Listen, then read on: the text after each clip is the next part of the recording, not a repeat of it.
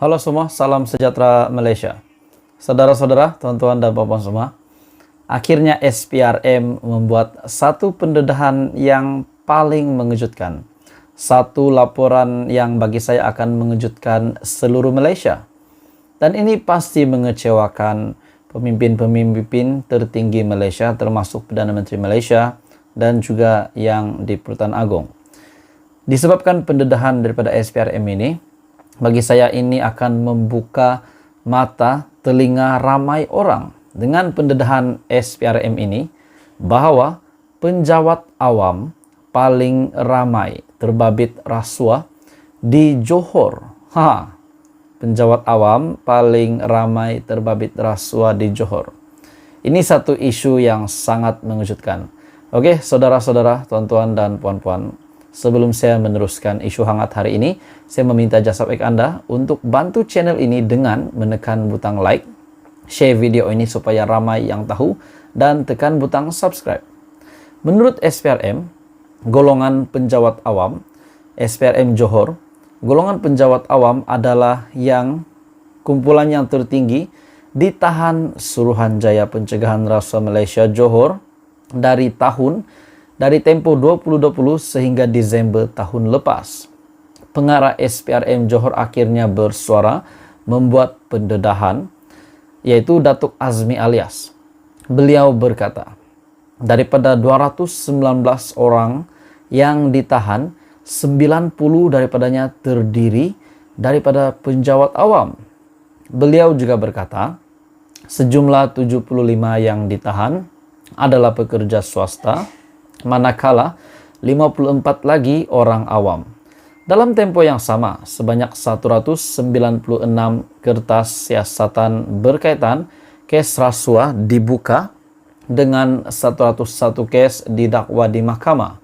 Dan daripada 219 tangkapan yang dilakukan, sebelum ini menunjukkan tahun 2021 merekodkan tangkapan tertinggi, yaitu sebanyak 89 tangkapan, diikuti tahun 2022 86 tangkapan dan 2020 pada 41 tangkapan. Jadi saudara-saudara, tangkapan yang merekodkan tangkapan tertinggi yang direkodkan adalah pada tahun 2021.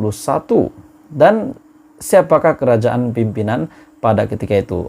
Saya bukan nak kaitkan, tapi pada ketika itu kalau saya tak silap, kerajaan Perikatan Nasional mentadbir pada masa itu.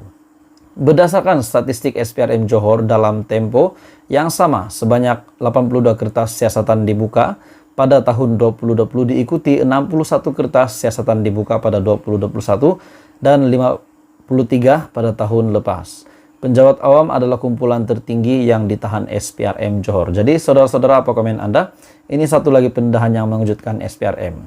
Teruskan bersama dalam channel ini untuk perkembangan politik yang seterusnya. Halo semua, salam sejahtera Malaysia. Selamat datang ke channel Fels Lifestyle. Saudara-saudara yang saya amat kasihi semua, ada satu isu menarik hari ini, satu perkara menarik yang saya nak sampaikan kepada Anda berkaitan dengan status Tengku Zafrul sebagai Menteri MITI hari ini, dan juga berkenaan status Menteri Kewangan yang beliau pernah jawat semasa kerajaan pimpinan lama. Akhirnya terdapat satu artikel yang menyebutkan, yang telah mengaitkan nama Tengku Zafrul dan juga nama bosnya, yaitu Anwar Ibrahim pada hari ini sebagai Perdana Menteri. Isu ini mengejutkan, mendedahkan bahawa beberapa sebab kenapa Zafrul dan Anwar Ibrahim tidak sehaluan. Oke, saudara-saudara, dalam artikel ini juga mengatakan bahawa Tengku Zafrul boleh letak jawatan.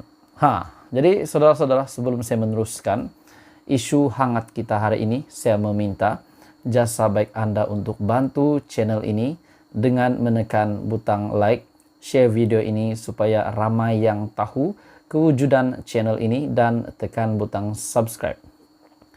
Daripada satu artikel yang saya petik dari Malaysia Today dalam bahasa Inggris, namun saya akan translate dalam bahasa Malaysia. Three incidents show a yawning disconnect between Zafrul and his boss Anwar. Jadi ini adalah tiga insiden. Tiga insiden yang menunjukkan terputusnya hubungan antara Anwar Ibrahim dan juga Tengku Zafrul, yang telah menyenaraikan beberapa siri kesilapan di mana Zafrul terlibat. Jika tidak secara langsung, maka oleh persatuan. Ini adalah artikel yang saya petik, saya rasa ditulis oleh Tirumugam Mutusami. Tajuk artikel ini, tuan-tuan dan puan-puan semua, tidak ada kaitan dengan hakikat bahwa Tengku Zafrul telah dimasukkan semula ke dalam kabinet Kerajaan Perpaduan melalui pintu belakang walaupun telah kalah dalam PRU 15. Jadi menurut artikel ini, sikap tidak tahu malu sebegitu sudah menjadi kebiasaan dalam politik Malaysia. Ia juga tiada kaitan dengan prestasi buruknya sebagai Menteri Keuangan, portfolio yang dipegangnya bawah 2 Perdana Menteri sebelum dilantik menjadi Menteri Perdagangan Antarabangsa dan Industri oleh Anwar Ibrahim di bawah kerajaan semasa. Atau hakikat bahwa Zafrul baru-baru ini telah dilantik ke Majlis Tertinggi UMNO, di mana dia menyatakan hasratnya untuk bersaing merebut tempat di semasa pemilihan parti akan datang.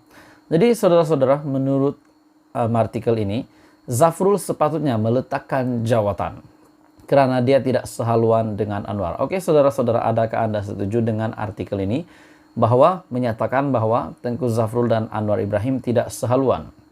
Jadi dalam artikel ini juga menyebut 3 kejadian untuk membuktikan perkara ini. Yang pertama, dakwaan penyelewengan dana yang diagihkan semasa pandemik di bawah pelbagai package rangsangan dan ekonomi dan bantuan. Anwar telah mendedahkan bahwa kira-kira RM300 juta telah diselewengkan. Sebagai Menteri Keuangan ketika itu, Zafrul adalah tokoh penting dalam isu ini. Dalam pada itu, mengapa Zafrul perlu menyebut sehari dalam kabinet semasa adalah cadangan pembentangan kertas putih mengenai perolehan vaksin COVID-19. Walaupun aspek perolehan tidak berada di bawah bidang kuasa beliau semasa zaman MOF beliau. Berbilion ringgit terlibat dalam proses yang melibatkan pengawasan kementerian. Jadi bila kita lihat Tengku Zafrul yang dilantik sebagai Menteri Keuangan, Menteri MIT hari ini, dan Anwar Ibrahim sebagai Perdana Menteri mendedahkan bahwa terdapat satu kecurigaan di dalam Menteri Keuangan, di dalam MOF pada pimpinan kerajaan yang lama, di mana Tengku Zafrul adalah Menteri Keuangan pada ketika itu. Menurut Perdana Menteri, pembelian itu tidak dibuat mengikut prosedur termasuk tiada tanda tangan oleh peguam negara. Ini berkaitan dengan perolehan vaksin.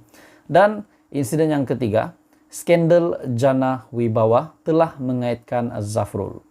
Berita harian telah melaporkan bahwa Zafrul adalah suspek dalam proyek pembangunan luar bandar di mana RM5.7 bilion telah diagihkan. Program ini bermula semasa kerajaan dahulu di mana Zafrul menjadi Menteri Keuangan. Jadi saudara-saudara, menurut artikel ini, skandal Jana Wibawa yang telah mengaitkan Zafrul itu betul. Tapi laporan yang mengatakan bahwa Zafrul adalah suspek itu saya tidak berapa pasti lagi. Tapi saudara-saudara, akhirnya ini adalah beberapa 3 insiden yang boleh menyebabkan Zafrul meletakkan jawatan. Apalagi namanya naik semula hari ini setelah Tengku Zafrul namanya disebut-sebut berkaitan dengan isu Jana Wibawa. Dan pada akhirnya kita tahu SPRM akan memanggil juga Tengku Zafrul. Jadi saudara-saudara, menurut artikel ini yang saya ambil dari Malaysia Today yang bertajuk 3 incidents show a yawning disconnect between Zafrul and his boss Anwar. The latter has listed down a series of lapses where Zafrul is implicated, if not directly, then by association. Tirumugam Mutusami. Jadi saudara-saudara, apa komen Anda? Teruskan bersama di dalam channel ini untuk perkembangan-perkembangan politik yang seterusnya. Jangan lupa bantu channel ini dengan menekan butang like, share, dan subscribe.